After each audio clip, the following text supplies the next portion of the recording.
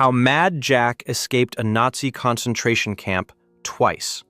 September 1944, Sachsenhausen concentration camp, north of Berlin, night. Lieutenant Colonel Jack Churchill, 38 years old, was lying face down in the dirt, crawling through an abandoned drain pipe under the camp's barbed wire perimeter. The pipe was narrow, barely wide enough for a man's shoulders. Concrete, old, cracked. It smelled like standing water and rot, and the particular chemical stench that Sachsenhausen produced day and night. The camp had been operating since 1936, 8 years of death. The smell was part of the ground now. Behind Churchill, in the same drain, was an RAF officer named Bertram James, squadron leader, a veteran escape artist himself. James had been involved in the Great Escape from Stalag Luft III earlier that year. 50 men had been recaptured and shot. James had survived, been sent to Sachsenhausen as punishment. Now he was crawling through a drain behind a man carrying a Scottish broadsword. Churchill had found the drain 2 weeks earlier. During a daily exercise period in the compound yard, he noticed a grate in the ground near the wire, overgrown, covered in dirt. Nobody paid attention to it. The guards walked past it every day. Churchill paid attention. He always paid attention to the things nobody else noticed. It was the same instinct that had made him a championship archer, the eye that sees what others miss. He went back to the grate the next day, and the next, studied the wire above it, studied the guard rotation, studied the timing. The drain ran under the wire, through the perimeter, out to the other side. Out. Before we continue, make sure you subscribe. We tell the World War II stories about the men who refused to stay captured and the impossible escapes that shouldn't have worked. To understand how Jack Churchill ended up in Sachsenhausen, you need to understand what happened on the island of Brač. May 1944, Yugoslavia. Churchill was leading commandos in support of Tito's partisans. He organized a raid on a German-held island in the Adriatic. 1,500 men, British commandos and Yugoslav partisans. The partisans refused to advance when they saw the German gun emplacements. Churchill went anyway. Only he and 6 men reached the objective. A mortar round killed all 6. Churchill was the last man standing. He picked up his bagpipes and played __, quote, _0__, until a grenade blast knocked him unconscious. The Germans captured him, flew him to Berlin, interrogated him. His name was Churchill. The Germans assumed he was related to Winston. He wasn't. Different family, no relation whatsoever. But the name was enough. They classified him as a high-value prisoner and sent him to Sachsenhausen. Sachsenhausen wasn't a regular POW camp. It was a concentration camp, one of the first the Nazis had built. Political prisoners, Jews, homosexuals, Roma, Soviet POWs, and a special section, Sonderlager A, for prominent prisoners the Germans wanted to keep alive for potential use as bargaining chips. Churchill was placed in Sonderlager A, not in the general population, not in the death blocks, in the special compound where the Nazis kept their trophies, important people with important names. The compound had better conditions than the rest of the camp. That wasn't saying much. Better than Sachsenhausen still meant concrete cells, barbed wire, guard towers, and the constant awareness that you were inside a machine designed to kill people. Churchill had no intention of staying. He'd been a prisoner for less than a month when he found the drain. 2 weeks of observation, 2 weeks of planning. Then, one night in September, he and James made their move. They waited for a gap in the guard rotation, 3 minutes between patrols. Churchill went first, crawled to the grate, pulled it open, dropped into the drain. James followed. They crawled. 20 yards, maybe 30. The pipe was dark, no light, no room to turn around, just forward, elbows and knees on concrete. the sound of their breathing amplified in the confined space. They emerged on the other side of the wire, outside the perimeter, in the darkness, free for now.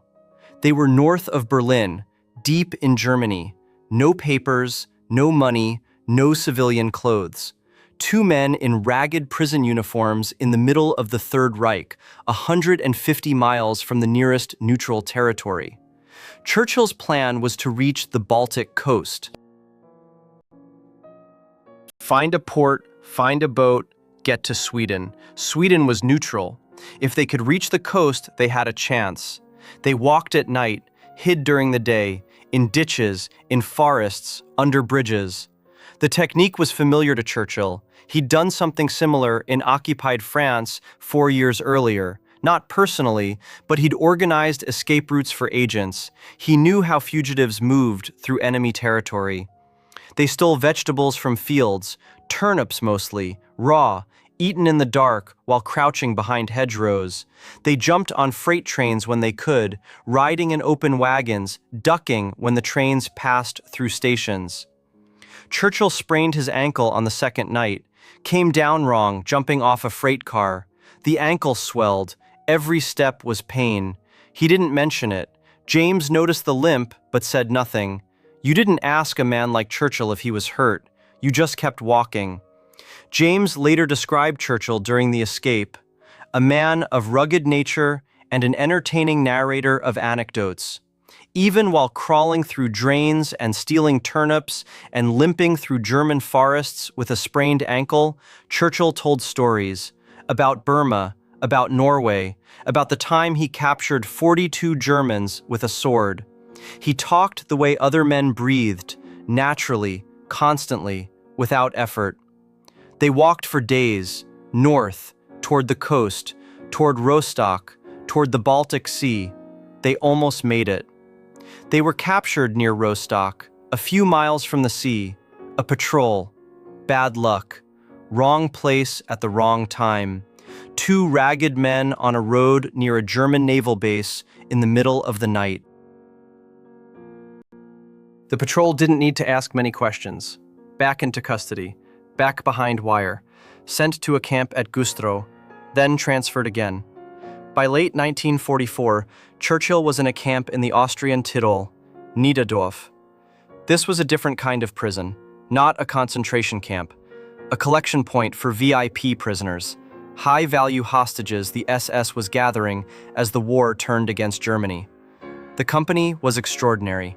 Generals, diplomats, clergy, aristocrats, relatives of the July 20th plotters who had tried to assassinate Hitler, former prime ministers of occupied countries, a Berlin comedienne, and Jack Churchill, the man with the broadsword. Nearly 140 prisoners from 17 different nationalities, all of them potential bargaining chips, all of them wondering whether the SS planned to execute them or trade them. By April 1945, the war was collapsing. The Allies were closing in from west and east. The German army was disintegrating. The SS was making decisions that ranged from suicidal to insane. Nobody knew what would happen to the VIP prisoners. Some guards disappeared, others became more aggressive. The uncertainty was its own kind of torture. The prisoners organized. A delegation approached senior German army officers stationed nearby. Not SS, regular Wehrmacht. The prisoners told them they feared execution, that the SS guards were unstable, that something needed to be done. The Wehrmacht officers made a calculation. The war was lost. In days, maybe weeks, they would be answering to the Allies. Protecting VIP prisoners would look good. Executing them would be a war crime. The math was simple. The army moved in. The SS left. The prisoners were released. Churchill didn't wait for formal liberation. He didn't wait for paperwork or negotiations or Allied forces to arrive.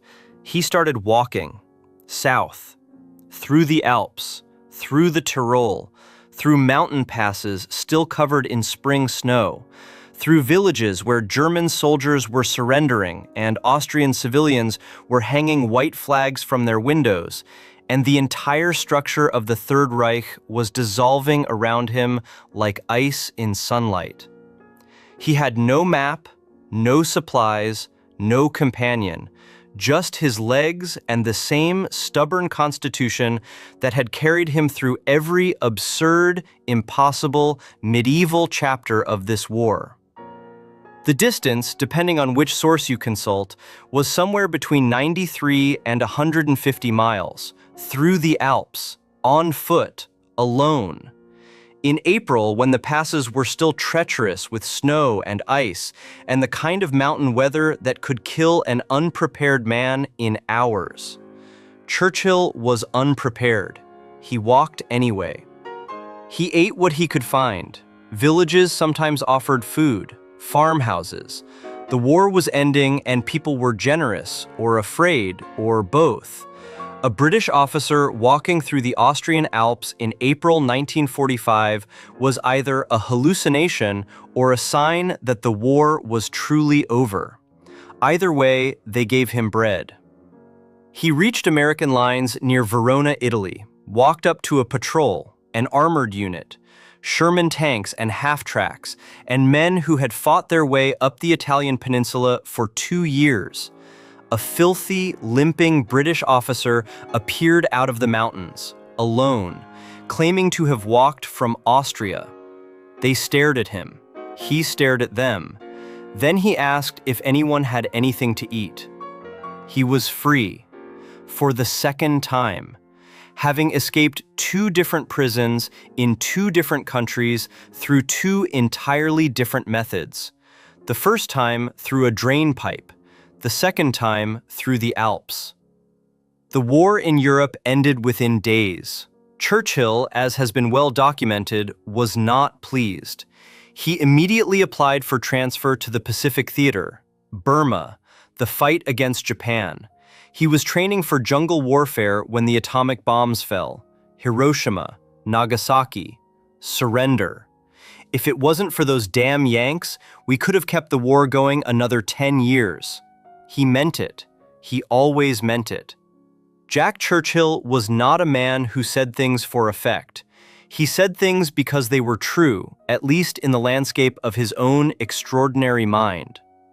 Bertram James, the RAF officer who had crawled through the drain with Churchill at Sachsenhausen, survived the war. He gave interviews about the escape decades later. His description of Churchill was characteristically understated. He was not like other men. He had no fear. Not courage in the way that most people understand it, the overcoming of fear. He simply did not have fear. It wasn't there. He operated without it, the way some people operate without a sense of smell. He didn't know what it was like to be afraid, and so the things that seemed impossible to the rest of us seemed merely inconvenient to him. James paused. Crawling through that drain, I was terrified. Terrified we'd get stuck.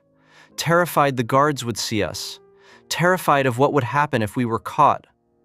Churchill was humming a tune, in a drain pipe under the wire of a concentration camp. I asked him later what he'd been humming.